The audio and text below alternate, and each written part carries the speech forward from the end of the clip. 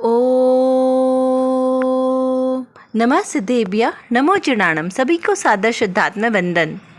आज चैत्र शुक्ला पंचमी का यह शुभ मंगल पावन दिवस है और आज 1008 श्री चंद्रप्रभ स्वामी की भगवान की गर्भ कल्याणक तिथि का यह शुभ मंगल पावन दिवस है। बहुत ही सुंदर प्रसंग है आज का यह। और आज जो सोनगढ़ से संदेश प्रसारित हुआ यह भी बहुत ही अपूर्व संदेश है। जिस प्रकार चंद्रप्रभु भगवान ने अपने जन्म मरण को का नाश करके अपने चंद्र स्वरूप को प्रकट किया है, पूर्ण चंद्र को प्रकट किया है, उसी प्रकार जो मेरा आत्मा ये संसार में किस प्रकार परिभ्रमण कर रहा है और क्यों कर रहा है, तो इस संसार से मुक्त होकर हमें सिद्ध शिला पर विराजमान होना है। इस भावना के साथ, इस विचार और चिंतन के साथ आज का यह संदेश हमें प्राप्त हुआ है। तो चलिए पढ़ते हैं आज का संदेश। यहाँ बहुत ही करुणापूर्वक आचार्य देव कहते हैं कि अरे जीव, एक क्षण विचार तो कर कि संयोग बढ़ने से आत्मा में क्या बढ़ा। अरे संयोग बढ़ने से आत्मा की वृद्धि मानना, वह तो मनुष्य देह हारने जैसा है। इस प्रकार से यहाँ कहा है कि क्या बताया है कि हम क्या समझ रहे हैं अभी तक कि अरे हम बहुत सारा धन कमाएंगे, बहुत सारा पैसा कमाएंगे तो उससे हमारी मान प्रतिष्ठा बढ़ जाएगी। क्या कहा? हमारी मान प्रतिष्ठा बढ़ेगी, हमारा स्टेटस मेंटेन होगा। तो ये सब क्या है? अरे बहुत सारी किताबें और पढ़ लेंगे तो ज्ञान बढ़ जाएगा। तो ये बढ़ना किसका बढ़ना? पहले हम एक घर में रहते थे, अब हमने 10 घर खरीद लिए, सब जगह अलग अलग। जिस शहर में जाओ उस शहर में हमने अपने लिए रहने की जगह बना ली, जो जगह हमें अच्छी लगती है। कोई क्षेत्र का किसी को हठाग्रह रहता है, हमें क्षेत्र पसंद है तो हमने सभी अलग अलग क्षेत्रों में अपने एक एक घर ले लिए, फ्लैट ले लिए। तो उससे क्या हुआ? कुछ बढ़ा? नहीं, आत्मा में तो कुछ नहीं बढ़ा। बाहर में ये जो बढ़ा है ना, ये एकमात्र परिग्रह बढ़ा। चाहे आप अपने फ्रेंड्स सर्कल को बढ़ाए, अपने यूट्यूब के फॉलोअर्स को बढ़ा ले कि हमारे तो इतने बढ़ गए, तो क्या बढ़ गए? बढ़ा तो बढ़ा क्या? मात्र एकमात्र हमारा परिग्रह बढ़ा, हमारे विकल्प बढ़े, हमारी इच्छाएं बढ़ी, और कुछ नहीं बढ़ा। आत्मा में रंच मात्र भी बढ़ा नहीं, क्योंकि आत्मा कैसा है? न घटता है न बढ़ता है, सदा एक रूप रहने वाला। ऐसा मेरा आत्म स्वभाव है, क्योंकि वो ध्रुव है ना, ध्रुव और टंकोत्कीर्ण है, वो उसका कभी भी न बढ़ता है न घटता है और ना ही कभी नष्ट होता है। तो ऐसा ध्रुव स्वभावी आत्मा है मेरा। लेकिन ये जो बाहर में बढ़े ये सब परिग्रह है, और ये सारे परिग्रह कहाँ से हमारे बढ़े? हमारे बढ़ाने से नहीं बढ़े। अभी हमें भ्रम किया है कि हमने बढ़ाया, हमने ऐसा किया, तो हमने कुछ नहीं किया। इसको ये हमारे दिमाग में हमें फिट करना है कि हमने कुछ नहीं किया, ये सब संयोग के अधीन है। जो हमने पूर्व में जिस प्रकार के कर्म किए उस प्रकार के संयोग अभी उदय में आए हैं, और उस वजह से ये सब बढ़ा। यदि हमारे को कोई बहुत सारे प्रशंसक मिल गए, बहुत सारे फॉलोअर्स मिले, तो वो क्यों?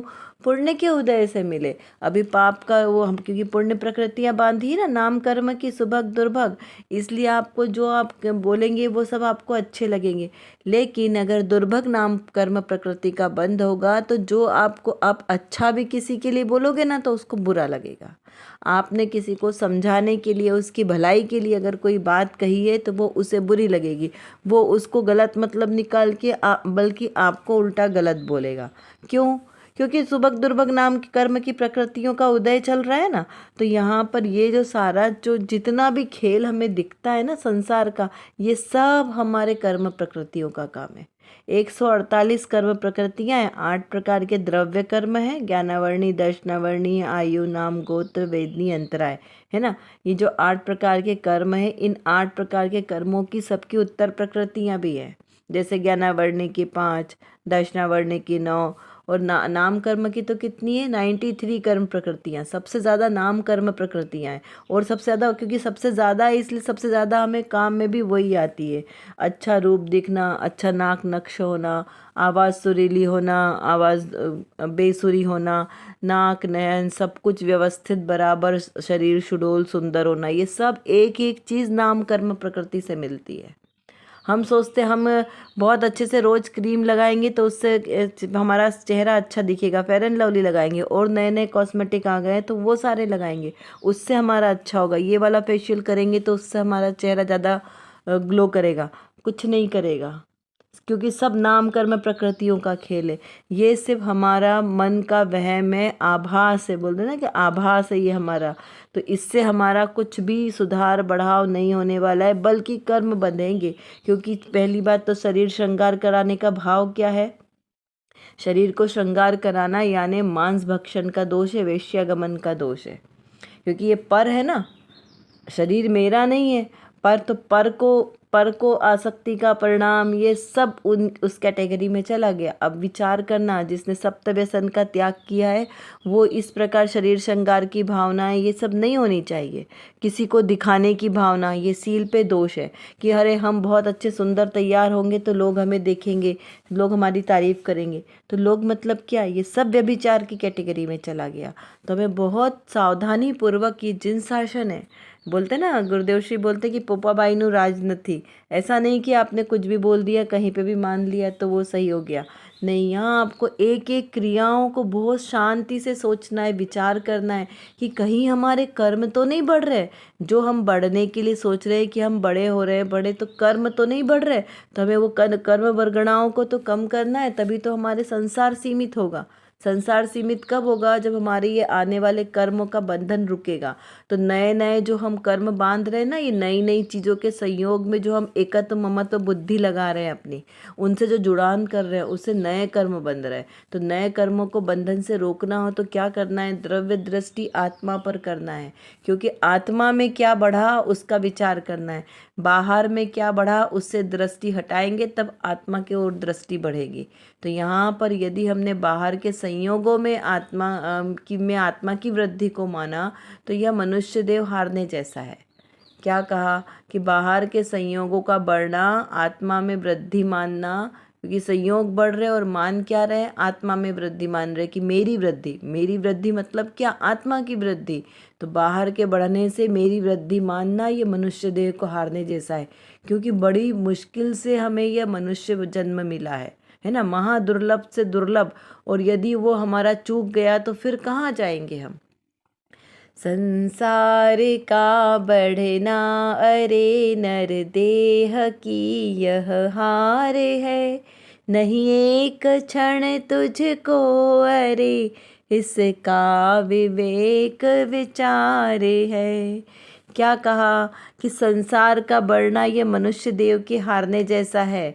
तो अब बस विचार कर कि मुझे करना क्या है। मुझे आत्मा में वृद्धि करनी है। आत्मा के गुणों में भी वृद्धि कैसे करें? वो तो लबालब भरे हैं, ठठाठस अनंत है, तो उनकी वृद्धि नहीं करनी है। आत्मा का सिर्फ ज्ञान करना है। क्या करना है? आत्मा का ज्ञान करना है, उसका अनुभूति करनी है। बस इतना ही काम करना है, ना किसी को बढ़ाना है ना किसी को घटाना है। क्योंकि मैं कैसा हूँ? परिपूर्ण हूँ। तो मैं परिपूर्ण हूँ तो मुझे कोई घटाने बढ़ाने की आवश्यकता नहीं है। मैं जैसा हूँ वैसा ही परिपूर्ण हूँ। तो ऐसे अपने द्रव्य स्वभाव से अपनी आत्मा को जानना और पहचानना है। चलिए, इतना भी अपने क्लियर किया। अभी हम देखते हैं आज की रत्न कड़िका में कौन सी विशेष बात आई है। यहाँ पर श्रोता ने एक प्रश्न किया है, द्रव्य दृष्टि हुए बिना क्या पर्याय का आश्रय छूटता नहीं? क्या प्रश्न किया? देखिए, विषय से कितना रिलेटेड प्रश्न है कि द्रव्य दृष्टि हुए बिना क्या पर्याय का आश्रय छूटता नहीं है। अभी हम बार बार बात करते हैं कि द्रव्य दृष्टि करना है, द्रव्य दृष्टि करना है। तो द्रव्य दृष्टि कैसे करना है? अब द्रव्य दृष्टि को अगर द्रव्य दृष्टि हमें नहीं हो रही है तो भी पर्याय का आश्रय तो छूट सकता है ना। कि हमने कहा कि हाँ, तो यहाँ पर उसका समाधान करते हुए कहा कि द्रव्य दृष्टि प्रकट करे तो पर्याय का आश्रय छूटे, और पर्याय का आश्रय जिसे छूटे उसे द्रव्य की दृष्टि प्रकट हो। द्रव्य ऊपर दृष्टि करे तो ही पर्याय दृष्टि छूटे। मुख्य द्रव्य है, फिर ज्ञान में पर्याय रहे, वह पर्याय की दृष्टि छूट जाए। इस प्रकार यह जो बात है बहन श्री बहन की तत्व चर्चा में आई थी। देखिए, आपने तत्व चर्चा को भी सुनने की जरूर अपना रूटीन में लाना चाहिए। बहुत ही मार्मिक तत्व चर्चा है माता बहन श्री बहन की। एकदम विषय क्लियर हो जाता और वो सारे प्रश्न उसमें आते हैं जो हमारे मन में उठते हैं, क्योंकि वही श्रोताओं ने प्रश्न किए ना। तो जनरली जितने भी जो स्वाध्याय करेंगे, जो संसार शरीर भोगों से विरक्त होंगे या नहीं भी होंगे, उन सब के मन में करीब करीब प्रश्न एक जैसे ही उठते हैं, क्योंकि सबका जो उत्सुकता है वो तो एक ही है ना, अपने द्रव्य को जानने की। तो यहाँ पे कहा कि अब द्रव्य दृष्टि बार बार बोलते हैं, द्रव्य दृष्टि सो जिनेश्वर दृष्टि, द्रव्य का आश्रय लो। तो यहाँ द्रव्य का आश्रय मतलब क्या लेना, कैसे लेना द्रव्य का आश्रय? तो द्रव्य का आश्रय यानी मैं आत्मा हूँ। सबसे पहले तो समझो कि द्रव्य मतलब क्या। तो द्रव्य मतलब जो शुद्ध है, जो परिपूर्ण है, जो अचल है, अध्रुव है, जिसका कभी नाश नहीं होता, जो कभी उत्पन्न नहीं होता, है ना, वो द्रव्य है। कैसा? उत्पाद व्यय से युक्त है, युक्त है मतलब उसमें, लेकिन वह स्वयं कभी मतलब बदलता नहीं है, वो द्रव्य है। तो वो कौन है? वो मेरा जीव द्रव्य। ऐसे द्रव्य तो बहुत सारे अनंत द्रव्य हैं, लेकिन हम सबका अलग अलग का आश्रय ले। पहले हम अपनी आत्मा का, जीव द्रव्य का आश्रय लें, तो बाकी सारी चीज़ें सहज समझ में आ जाएगी। इसलिए बार बार उदाहरण में हम अपनी आत्मा को लेते हैं, क्योंकि आत्मा को जान लिया तो सब कुछ जान लिया, और सबको जाना और आत्मा को नहीं जाना तो सारा निसार रह जाएगा। तो इसलिए कहा कि जीव द्रव्य की बात आए तो हमें विचार में क्या आना चाहिए कि मेरा आत्मा जीव द्रव्य, द्रव्य स्वभावी आत्मा मेरा है, तो मेरी बात चल रही है यहाँ पर, ऐसा विचार आना चाहिए हमें।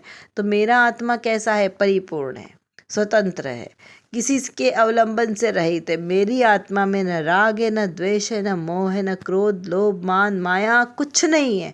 मेरा आत्मा बस शुद्ध है, अनंत शुद्ध शुद्ध शुद्ध शुद्ध ही है, परिपूर्ण है, सिद्ध समान शुद्ध है। जैसे सिद्ध भगवान में अनंत गुण सारे शुद्ध शुद्ध है, वही सारे अनंत गुण मेरे अंदर में भी विराजमान है।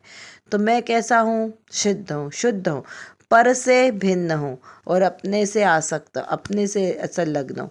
तो यहाँ पर जब हमने इस प्रकार द्रव्य दृष्टि की, अपनी आत्मा की ओर से हमने देखा कि मैं मतलब कौन, क्योंकि सारा खेल तो मैं का है। मैं करने से ही तो हमारा संसार बढ़ा है ना। अगर हमने मैं नहीं की होती तो हमारा संसार नहीं बढ़ता। तो यहाँ पर उस मैं को ही हटाना है। तो मैं को कहाँ ट्रांसफ़र करना है? अब अभी तक हमने मैं कहाँ माना था? संसार में मैं माना था, पर्यायों में मैं माना, मैं पना कहाँ किया? पर्यायों में। मैं स्त्री, मैं पुरुष, मैं सबका, मैं घर का मुखिया, मैं ट्रस्ट की मेंबर सदस्य। तो यहाँ पर हमने ये सारा जो मैं पना किया ना, कि मैं खाना बनाती हूँ, मैं ऑफिस जाती हूँ, मैं बच्चों को संभालती हूँ, तो यहाँ पर ये मैं पना हटाना है कि मैं कैसा हूँ? अकर्ता स्वभावी हूँ, मैं कुछ करता नहीं हूँ, मात्र जानने देखने वाला आत्मा हूँ। मात्र जानना देखना मेरा काम है, पर को समझाना, पर को बताना, पर का लाभ करना, दूसरे की हानि, कुछ ये सारे कुछ लाभ हानि राग द्वेष कुछ मेरे काम है ही नहीं। सब में लगाना बैठ के, शांति से बैठ के जितना चिंतन करेंगे ना, उतना हमारी बोलते ना मनन शक्ति बढ़ती है, और उतना विषय भी क्लियर होता है। तो बहुत बार ऐसे ध्यान में बस बैठ जाओ, ऐसे हर एक प्रश्न को शांत से बैठो और बस विचार करते जाओ कि कौन हूँ मैं। अपने आप को ढूंढने का प्रयास करो। ये विचार, आंखें बंद करो और सोचो कि इस संसार में हम घूम गए, जैसे कुंभ के मेले में घूमे ना। लोग कहते हैं, हमने सुना है बस कि कुंभ के मेले में इतनी भीड़ होती है, कुछ पिक्चर्स में देखा, लेकिन हमने वहाँ पर कभी जाने का भाव नहीं किया। क्यों? क्योंकि वहाँ जाके और घूमने का क्यों विचार करना? वैसे ही संसार में हम कम घूम रहे हैं जो वहाँ पे जाके हमने ये अनुभव करना है कि कैसे लोग घूमते हैं। तो वो विचार यहाँ करना कि ये पूरा संसार कुंभ का मेला है। कब कौन सी पर्याय कहाँ चली जाएगी पता नहीं चलेगा, लेकिन मेरा ध्रुव स्वभाव आत्मा है, वो हमेशा मेरे पास है। कोई मेरे से मिले बिछड़े कोई फ़र्क नहीं पड़ेगा, लेकिन मेरा आत्मा जो परिपूर्ण है वो तो मेरे साथ है ना, बस। तो एकमात्र आत्मा को अपने पकड़ के रखो। कहते हैं ना कि पतंग की डोर पकड़ के रखो, फिर पूरे आकाश में पतंग चाहे जहाँ उड़े, कोई डर नहीं, क्योंकि डोर हमारे हाथ में। ऐसे ही मैं जीव आत्मा हूँ, मैं शुद्ध आत्मा हूँ, ये डोर अपने हाथ में पकड़ के रखो कि मैं मात्र जानने देखने वाला हूँ, बस। फिर आप संसार के चाहे जो भी कार्य करो, कहीं पर भी जाओ, कोई बंधन नहीं है, आप कुछ भी करो, लेकिन बारंबार विचार क्या है कि मैं जीव आत्मा हूँ। आप संस्था भी चलाओ, आप पाठशालाएँ भी लो, आप घर के काम भी करो, ऑफिस भी जाओ, बॉस संभालो भी, सब कुछ करो, घर समाज देश जो करना है आप सारे कार्य करो, लेकिन डोर कहाँ है? हाथ में होनी चाहिए कि मैं इन सब का करता हूँ। कार्य करते हुए भी अपने आप को अकर्ता मानना है। वो कैसे? क्योंकि द्रव्य दृष्टि से मैं अकर्ता स्वभाव हूँ, पर्याय में जो कार्य हो रहे हैं वो सहज हो रहे हैं। आपसे जो कार्य भी आपके सामने आ रहे हैं ना, उनको सहजता पूर्वक करना है। उसमें कोई राग द्वेष नहीं करना, उसमें अपना तो बुद्धि नहीं करना। सहज जो क्रिया होनी है वो होगी, लेकिन बस मैं एक शुद्ध आत्मा हूँ ऐसा ये दृढ़ निश्चय करो। तो ये द्रव्य दृष्टि हुई। पर्याय में क्रोधी, मानी, लोभी, ये सारे जितने औदायिक भाव है ना, ये सारे के सारे कैसे हैं? पर्याय स्वरूप है। तो इनको मात्र पर्याय स्वरूप मानना, उसमें राग द्वेष की कल्पना नहीं करना। मान लो कभी किसी प्रसंग में आपको क्रोध आ जाए, तो क्रोध करते हुए भी उस समय आपके अंतर में चिंतन धारा में क्या चलना चाहिए कि ये क्रोध करने वाला परिणाम मेरा नहीं है। ये क्रोध आया तो आया कैसे? ये पर्याय में आया और पर्याय में आके चला गया, क्योंकि हमेशा क्रोध एक जैसा नहीं रहता, परिणाम एक जैसे स्थिर नहीं होते। तो बस वहाँ विचार चिंतन ये अंदर चलना चाहिए कि ये परिणाम आए और चले गए। आते हुए परिणामों को भी आपने ज्ञाता भाव से देखा, जाते हुए परिणाम को भी आपने ज्ञाता भाव से देखा कि ये आए और ये चले गए, और मैं मात्र इनको जानने वाला हूँ। तो जो जानने वाला हूँ वो मैं हूँ, जिसने क्रोध किया वो मैं नहीं है, वो तो पर्याय में प्रकट हुआ। तो ये हमारी हुई द्रव्य दृष्टि, कि हमने द्रव्य दृष्टि से विचार किया और पर्याय का आश्रय नहीं लिया। तो जब हम द्रव्य दृष्टि से विचार करेंगे ना, तो पर्याय दृष्टि सहज ही छूट जाएगी, क्योंकि मैं आत्मा हूँ आया तो उसमें बाकी सारी चीज़ें गौण हो गई ना।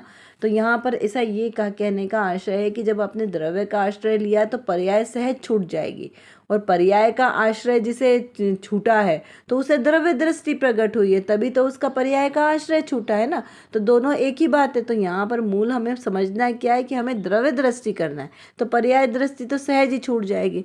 जैसे एक सिंपल सा उदाहरण ले, हमने घर में कोई बड़ा आयोजन किया। अब उसमें हमको अपने सारे समाज में मोहल्ले वालों को सबको आमंत्रण करना है, ठीक है।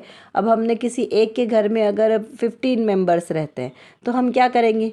वहाँ जाकर ये बोलेंगे कि भाई आपको नहीं आना है, आपको नहीं आना है, आपको नहीं आना है। तो बोले नहीं, ऐसे मत बोलो, सीधे जिसको बुलाना है उसका पत्रिका में नाम लिख दो, इनविटेशन कार्ड में। तो बस वो बाकी सबको कैसा हो गया? निषेध हो गया। तो ऐसे ही आपको सबको अलग अलग अलग अलग करने की जरूरत नहीं है कि तुम पर्याय हो, तुम पर्याय हो, तुम पर्याय हो। एकमात्र दृष्टि शुद्ध द्रव्य पर रख लो ना, अपने आत्मा पर, तो बाकी सारी चीज़ें सहज ही छूट जाएगी। इस प्रकार यहाँ पर इसको समझना है। चलिए अब अपन कुछ प्रश्नों के माध्यम से चिंतन धारा को अपनी बढ़ाते हैं।